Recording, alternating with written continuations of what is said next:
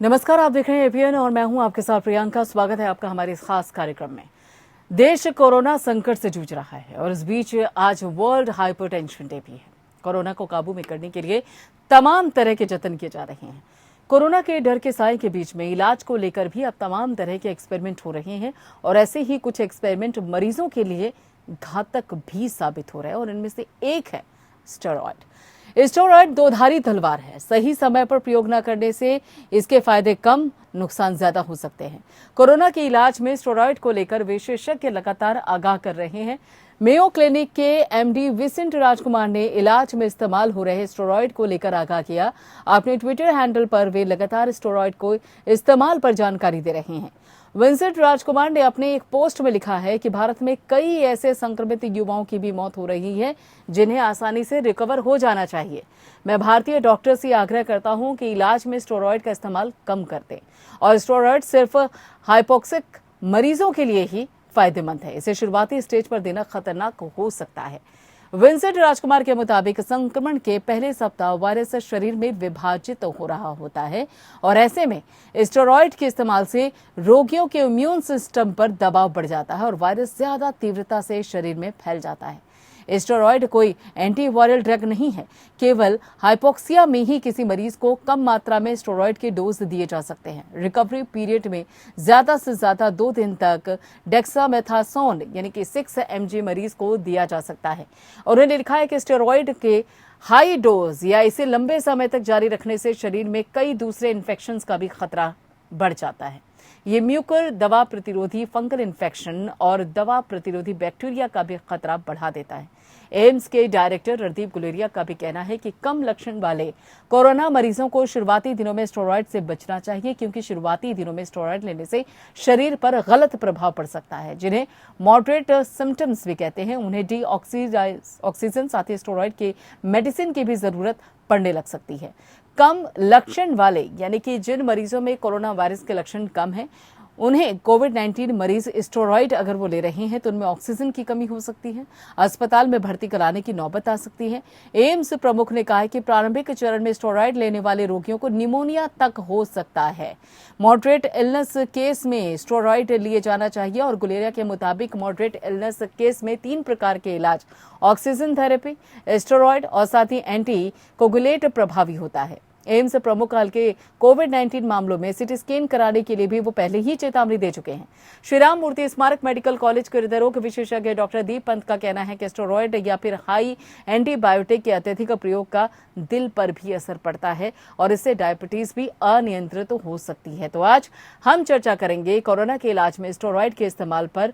आखिर किस हद तक स्टेरॉयड का इस्तेमाल होना चाहिए और किस हद तक नहीं होना चाहिए।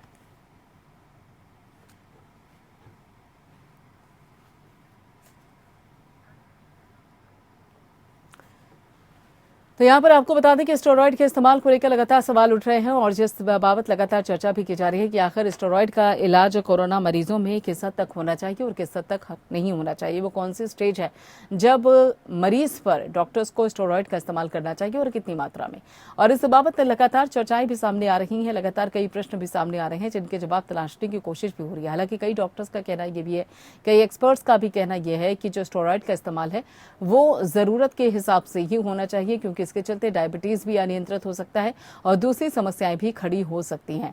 और इसी बाबत हाइपरटेंशन को लेकर भी, चूंकि आज वर्ल्ड हाइपरटेंशन डे है, उस बाबत भी कहा जा रहा है कि स्टेरॉयड का जो असर है वो दिल पर भी हो सकता है, ब्लड प्रेशर पे भी हो सकता है। तो आपको बता दें कि देश कोरोना संकट से तो जूझ ही रहा है, उधर दूसरी तरफ स्टेरॉयड को लेकर भी सवाल उठ रहे हैं। ब्लैक फंगस की भी समस्या सामने आ रही है और कोरोना को काबू में करने के लिए हालांकि हर कोशिश हो रही है, चाहे वो वैज्ञानिकों की तरफ से हो, चाहे वो डॉक्टर्स की तरफ से हो, चाहे वो सरकार की तरफ से हो, चाहे वो प्रशासनिक अमले की तरफ से हो, चाहे वो आम लोगों की तरफ से हो। हर कोई कोरोना पर काबू करने में जुटा हुआ है। मेडिकल स्टाफ हो, चाहे वो कोरोना वॉरियर्स हो, सभी अपनी तरीके से कोशिश करने में जुटे हुए हैं ताकि कोरोना पर नियंत्रण पाया जा सके। लेकिन इसी दौरान जब कोशिशें हो रही है कोरोना पर नियंत्रण पाने के लिए, कोरोना पर काबू पाने के लिए, कोरोना मरीजों को ज्यादा से ज्यादा तादाद में और जल्द से जल्द ठीक करने को लेकर, ताकि मौतों का जो आंकड़ा लगातार देखने को मिल रहा है उसमें कमी लाई जा सके, उस बाबत इलाज को लेकर भी सवाल उठ रहे हैं। कई दवाइयों के साइड इफेक्ट को लेकर भी सवाल उठ रहे हैं और उन्हीं में से एक है स्टेरॉइड। कोरोना के डर के साए के बीच में इलाज को लेकर जो तमाम तरह के एक्सपेरिमेंट हो रहे हैं, ऐसे ही कुछ एक्सपेरिमेंट मरीजों के लिए घातक भी साबित हो रहे हैं। उसमें यह देखा जा रहा है कि उस इलाज के बाद यानी कि कोरोना से तो ठीक हो जाते हैं, लेकिन उसके 10-20 दिन बाद उनमें दूसरी समस्याएं खड़ी होनी शुरू हो जाती हैं।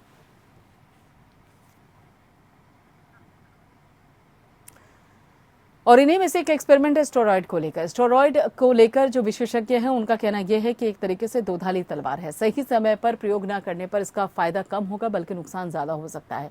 कोरोना के इलाज में स्टेरॉइड को लेकर विशेषज्ञ लगातार आगाह भी करते आए हैं और इसी के चलते ही मेयो क्लिनिक के एमडी है विंसेंट राजकुमार ने इलाज के इस्तेमाल को लेकर स्टेरॉइड को लेकर बाकायदा आगाह किया। अपने ट्विटर हैंडल से उन्होंने कहा है कि वे लगातार स्टेरॉइड के इस्तेमाल पर जानकारी दे रहे हैं। विंसेंट राजकुमार ने एक बार फिर से एक पोस्ट में लिखा है कि भारत में कई ऐसे संक्रमित युवा हैं जिनको जल्दी ठीक हो जाना चाहिए था और साथ ही मौत उनकी देखने को मिल रही है जिन्हें जल्दी रिकवर होना चाहिए था।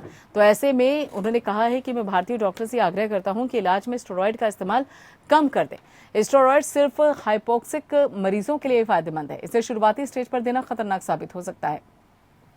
विंसेंट राजकुमार के मुताबिक संक्रमण के पहले सप्ताह वायरस शरीर में विभाजित हो रहा होता है और ऐसे में स्टेरॉइड के इस्तेमाल में रोगियों का जो इम्यून सिस्टम है उस पर दबाव बढ़ जाता है और वायरस ज्यादा तीव्रता के साथ शरीर में अपनी जगह बना लेता है। स्टेरॉइड कोई एंटीवायरल ड्रग नहीं है, केवल हाइपोक्सिया में ही किसी मरीज को कम मात्रा में स्टेरॉइड के डोज दिए जा सकते हैं।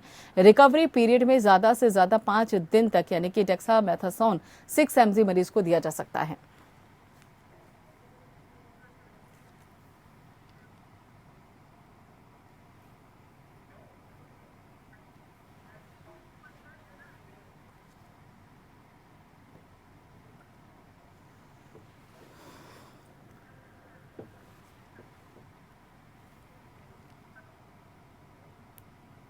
तो यहाँ पर आपको बता दें कि कोरोना के नियंत्रण को लेकर लगातार कोशिशें हो रही हैं, लेकिन अब कोरोना मरीजों के इलाज में जो दवाइयां इस्तेमाल की जा रही हैं उनको लेकर प्रश्न चिन्ह खड़े हो गए हैं। सबसे अहम बात यहाँ पे जो सबसे खास दवाई है जिसको लेकर लगातार विवाद सामने आ रहे हैं, सवाल सामने आ रहे हैं, वो है स्टेरॉइड। आखिर स्टेरॉइड का क्या साइड इफेक्ट है और क्या ये किस हद तक मरीजों को देना चाहिए, इसके साइड इफेक्ट क्या है और किस तरीके से ये कोरोना मरीजों के इलाज में कारगर है, जानकारी देने के लिए हमारे खास मेहमान हमारे साथ जुड़े हैं। आपको बता दें कि डॉक्टर मोहसिन वली हैं जो कि सीनियर डॉक्टर हैं, वो हमारे साथ जुड़ चुके हैं। इसके अलावा doctor Yogesh Batra, senior doctor Apollo hospital, वो भी थोड़ी देर में हमारे साथ जुड़ जाएंगे। सबसे पहले डॉक्टर मोहसिन, ये जो स्टेरॉइड है कोरोना मरीजों के इलाज के लिए जो इस्तेमाल की जाती है, कितनी खतरनाक है मरीजों के लिए और कितनी फायदेमंद? देखिए, ये बहुत बड़ा सवाल पिछले 6-7 दिन से जो के मफहूम में पैदा हुआ है और आपने बहुत अच्छा डिस्क्राइब किया है। थैंक यू, आपने मेरा काम बहुत आसान कर दिया है और आपने बहुत अच्छे से बताया। ये दुधारी तलवार भी आपने जो कहा है ये भी बिल्कुल ठीक स्टेटमेंट है, लेकिन 5 दिन से पहले स्टेरॉइड्स का इस्तेमाल बिल्कुल नहीं करना चाहिए। ये बात तब हमारे लिए भी जरूरी है जानना और पेशेंट्स के लिए भी। लेकिन 5 दिन के बाद जब आपकी बीमारी संभल न रही हो, टेस्ट पॉजिटिव आ रहा हो और बुखार न टूट रहा हो और सीआरपी पॉजिटिव हो, तो ये 5 इंडिकेशन जो मैंने आपको बताए और आप 6 फील कर रहे हो, उस समय ये स्टेरॉइड बहुत काम की चीज हो जाती है। और इसके लिए ये जरूरी नहीं है कि आप आईसीयू में हो, ये भी जरूरी नहीं है कि आप आईसीयू में हो, क्योंकि ओरल दी जाती है।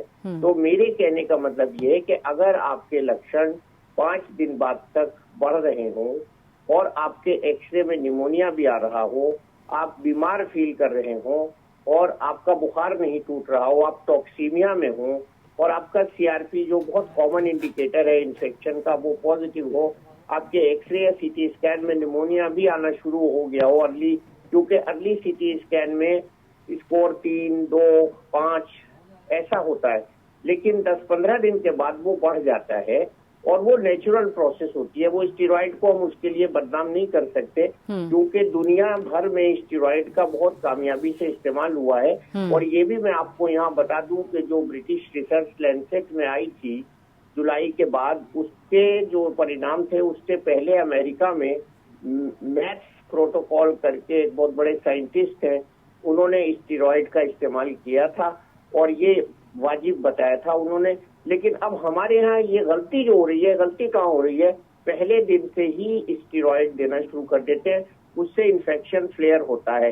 स्टेरॉइड के जो साइड इफेक्ट, आप वर्ल्ड हाइपरटेंशन डे की बात कर रही हैं, मुझे बहुत अच्छा लगा आपने नोटिस लिया। ब्लड प्रेशर ज्यादा बड़ा किलर है इसमें कोरोना में, ओबेसिटी बहुत ज्यादा बड़ा किलर है जी, डायबिटीज बहुत ज्यादा बड़ा किलर है, और आज एक नया आर्टिकल आया है, पोल्यूशन की वजह से हमारे देश में रिकवरी बहुत कम हो रही है।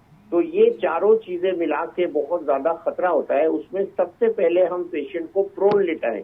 प्रोन लिटाने में जितना ऑक्सीजन सेचुरेशन उसका 84, 85, 86 सीधा लेटने पे आता है, उल्टा लेटने में उसका खुद से ही 94, 93 हो जाता है, 95 तक भी हो जाता है। फिर आप उसको ऑक्सीजन कंसंट्रेटर का इस्तेमाल करें।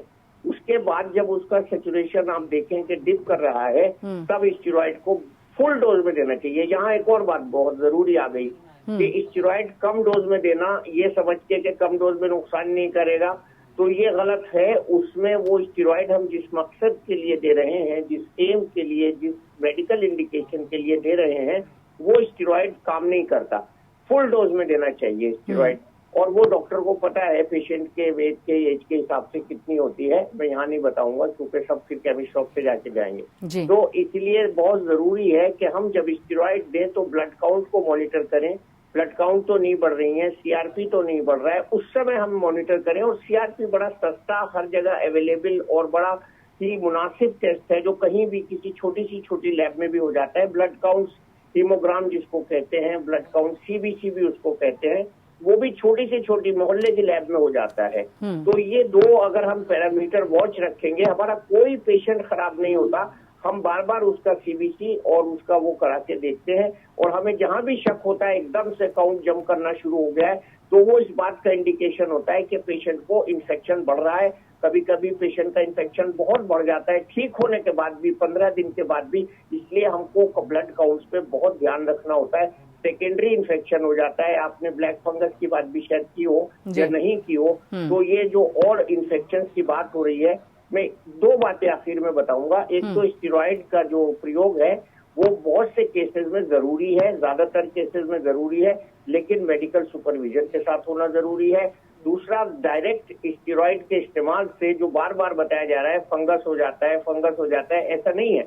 लाखों में 2 केस को होगा, क्योंकि स्टेरॉइड तो वर्ल्ड वाइड यूज हो रहा है, हर जगह यूज हो रहा है, तो हर एक आदमी को ब्लैक फंगस नहीं हो रहा है। तो ब्लैक फंगस से आपको ज्यादा डरना चाहिए अनहाइजीनिक कंडीशन से। नाक आप नहीं साफ कर रहे हैं, आंखें नहीं धो रहे हैं, गार्गल नहीं कर रहे हैं, उससे आएगा फंगस। मिट्टी में जा रहे हैं, अभी एक पेशेंट मेरा ठीक हो गया है, उसके यहाँ गार्डन है, रात उसकी वाइफ का फोन आया कि क्या गार्डन जा सकते हैं? मैंने कहा हरगिज नहीं, पहले गमबूट मंगाइए और गार्डन का जरा शौक थोड़े दिन बंद रखिए। तो फंगस जो है ये मिट्टी से, गंदगी से, गंदे पानी से, ऑक्सीजन के पानी में जो सिलेंडर में लगाते हैं उसकी हाइजीन से, और आईसीयू में रहने से, आईसीयू के पाइप, नेबुलाइजर के पाइप, अगर उसमें फंगस होगा तब होगा। ऐसे नहीं खाली स्टेरॉइड दिया फंगस हो गया।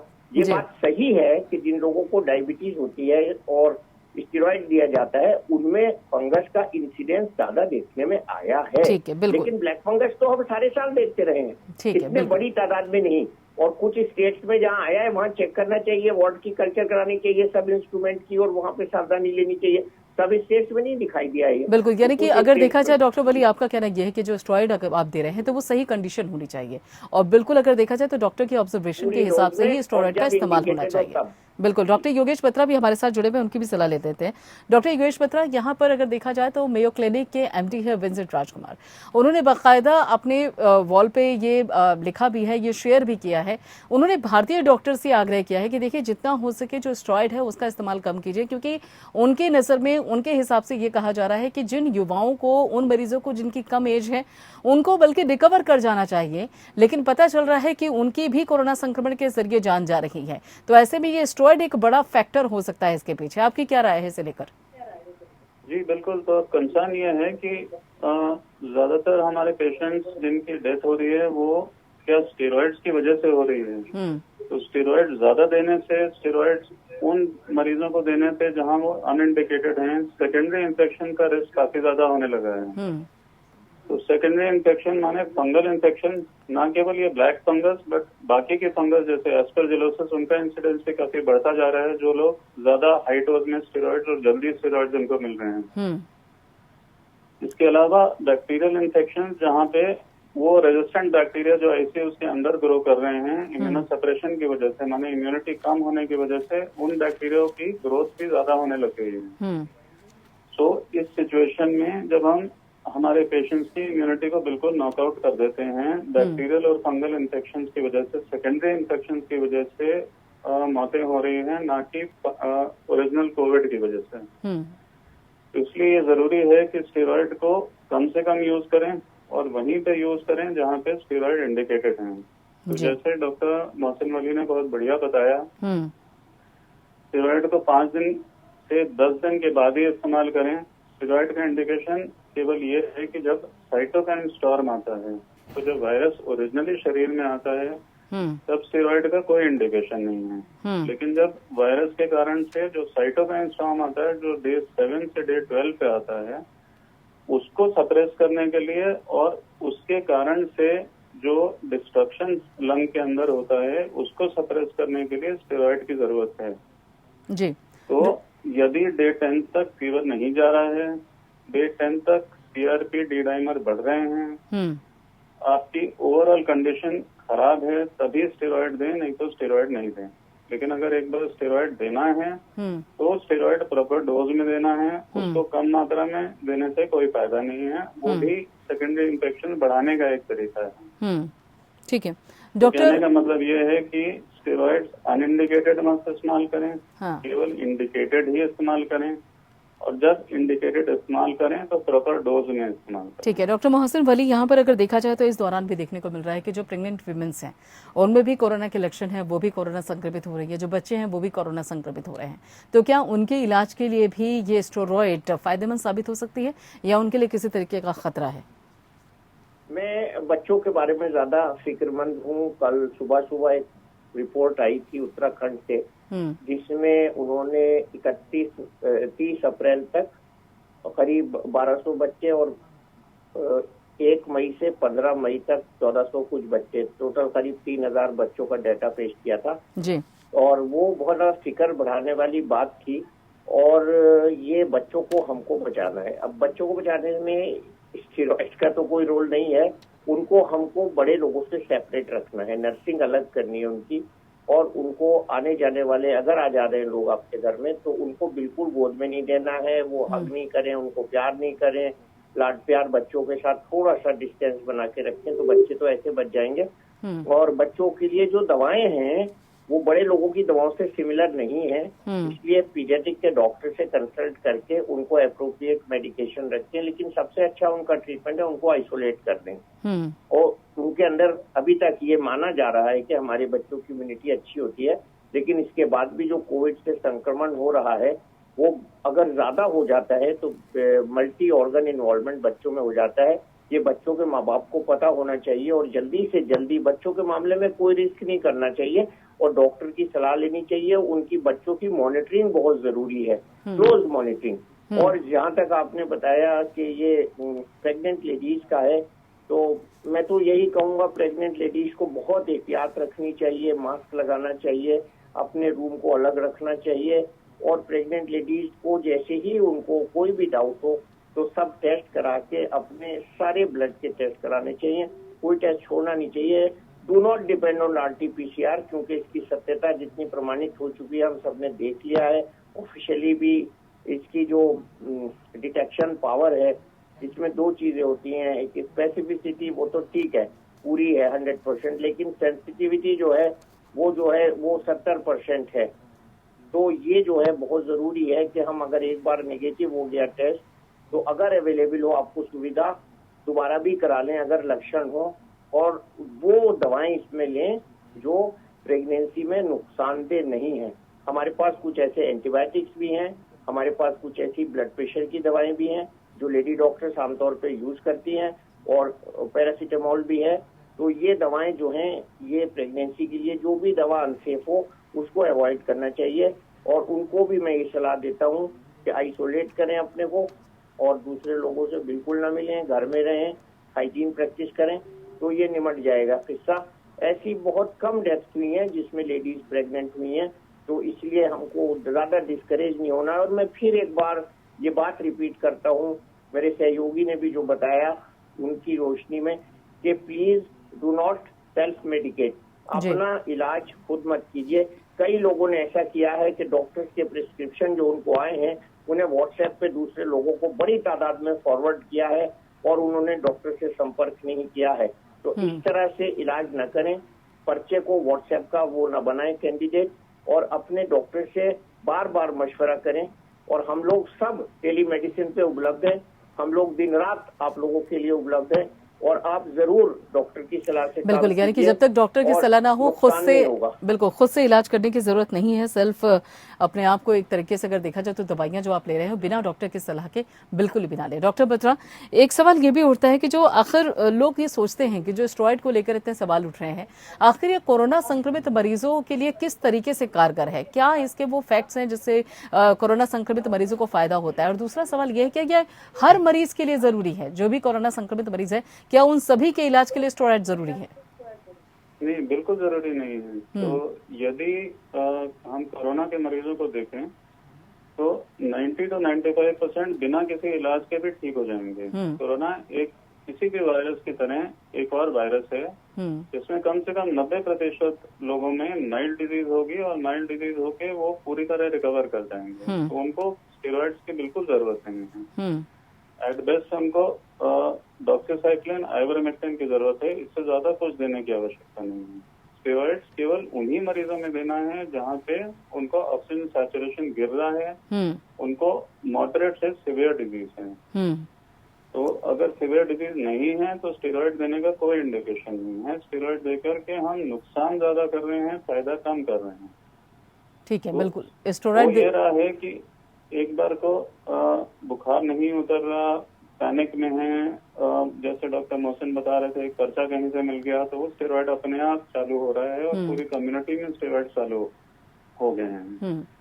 तो ये स्टेरॉइड की मिसयूज से सेकेंडरी इन्फेक्शन बढ़ते चले जा रहे हैं। अब प्रॉब्लम कोरोना की कम है और सेकेंडरी इन्फेक्शन की ज्यादा होती चली जा रही है। बिल्कुल।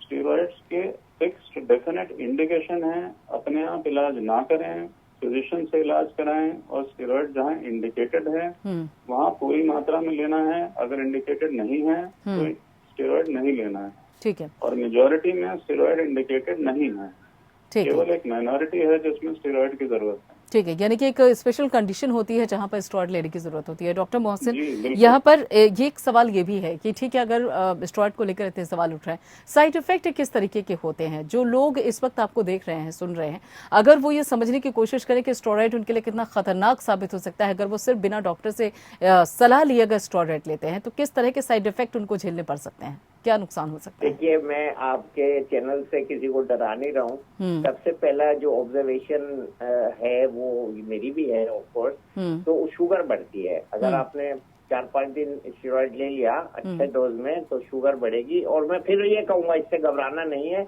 या तो अगर आपको पहले से शुगर है तो हम आपकी दवाई को एडजस्ट करते हैं, इंसुलिन देते हैं, या शुगर कम करने का कोई और तरीका करते हैं। लेकिन फिर बीच में स्टेरॉइड को ये कह के छोड़ना कि हमारी शुगर बढ़ गई है, ये भी गलत है। तो शुगर के जब बढ़े तो उसमें भी डॉक्टर की सलाह लीजिए और डॉक्टर दवा देगा आपको।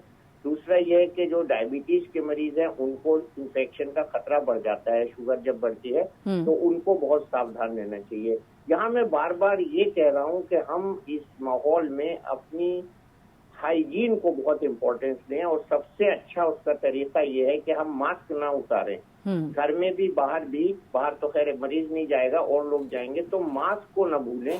अगर हमने मास्क की पाबंदी करी तो जाहिर सी बात है इन्फेक्शन सेकेंडरी भी नाक से ही जाता है, करीब आने से किसी के जाता है, तो हम उससे बच जाएंगे। और फंगस से भी बच जाएंगे, कई तरह के फंगस है, हवा में जो पॉल्यूशन उससे भी बच जाएंगे। और रेस्ट नहीं कर रहे लोग, इसमें इलाज के दौरान खूब बाथरूम जा रहे हैं, खूब एक्सर्शन कर रहे हैं, और कुछ लोग नहा के जब आते हैं तो उनका सैचुरेशन फॉल करता है। तो इसमें प्लीज न ज्यादा नहाइए। मैं तो कहूँगा 5-6 दिन 10 दिन न भी नहाइए, स्पंजिंग करिए। मैं 5 महीने आईसीयू में रह के आया हूँ, मैंने नहीं नहाया 5 हफ्ते तक मैं आईसीयू में था, 5 वीक्स। तो मैंने 5 हफ्ते स्पंजिंग कराई अपनी और ठीक रहा, साफ सुथरा रहा। तो इसलिए इस प्रीटेक्स्ट पे नहाना नहीं चाहिए। नहाने से मैं देख रहा हूँ बहुत लोगों को बहुत गड़बड़ हो रही है, तो उसका हमें पास कोई सॉलिड मेडिकल रीजन भी नहीं है एक्सप्लेन करने का। लेकिन खोता है, सैचुरेशन भी ड्रॉप होता है। दूसरा, साफ सुथरे माहौल में रहे, कमरे में वेंटिलेशन बहुत जरूरी है। ये जो इन्फेक्शंस हो रहे हैं, ये आजकल लोग कमरा बंद करके ये स्प्लिट एसी भी चला रहे हैं, उससे भी हो रहा है। और वैसे भी जो ऑफिसेज में चैनल्स वाले एसी होते हैं, जो जिनकी चैनल्स कॉमन होती है, उससे भी हो रहा है। तो ये हमें जनरल प्रिकॉशन बहुत जरूरी रखनी है, क्योंकि हमारा वातावरण जो है उसमें सब चीज है, फंगस भी है, डस्ट पार्टिकल भी है, बैक्टीरिया भी है, और एक दूसरे के सांस में है। तो सबसे ज्यादा प्रोटेक्टिव इसमें मास्क है। मैं बार बार मास्क पे, एनवायरनमेंट पे, हाइजीन पे, वेंटिलेशन पे जोर दे रहा हूँ। तो अगर ये बेसिक्स हमने नेग्लेक्ट करी तो ये सब कॉम्प्लिकेशन जो अभी गिना रही हैं आप, और डॉक्टर योगेश बत्रा ने भी गिनाए, उनको सेकंड किया, तो हम इनसे बच जाएंगे। और आज वर्ल्ड हाइपरटेंशन डे पे मैं सभी लोगों से कहूंगा कि नो योर नंबर, अपना ब्लड प्रेशर जरूर चेक कराएं और उसको ठीक रखें। कोरोना में भी ब्लड प्रेशर का इलाज करते बिल्कुल, यानी कि सबसे अहम चीज ये है कि बिल्कुल डॉक्टर मोहसिन, सबसे अहम चीज ये है कि आप हाइजीन रखिए, साफ सफाई रखिए, और बिना डॉक्टर के सलाह के आप स्टेरॉइड का इस्तेमाल मत कीजिए। बहुत बहुत शुक्रिया डॉक्टर बत्रा और डॉक्टर वली, आप दोनों का इस जरूरी सलाह के लिए, जरूरी मशवरे के लिए। तो यहाँ पर आपने सुना यहाँ पे डॉक्टर्स को, एक्सपर्ट्स को, कि किस तरीके से यहाँ जो स्टेरॉइड लेनी है आपको बिना डॉक्टर की सलाह के नहीं लेना है। और सबसे अहम चीज, मास्क का इस्तेमाल कीजिए, सोशल डिस्टेंसिंग और जो गाइडलाइंस है उनका पालन कीजिए, अपने आप ही कोरोना से दूर रहेंगे। फिलहाल इतना ही, बाकी खबरों के लिए आप जुड़े रहिए PN के साथ।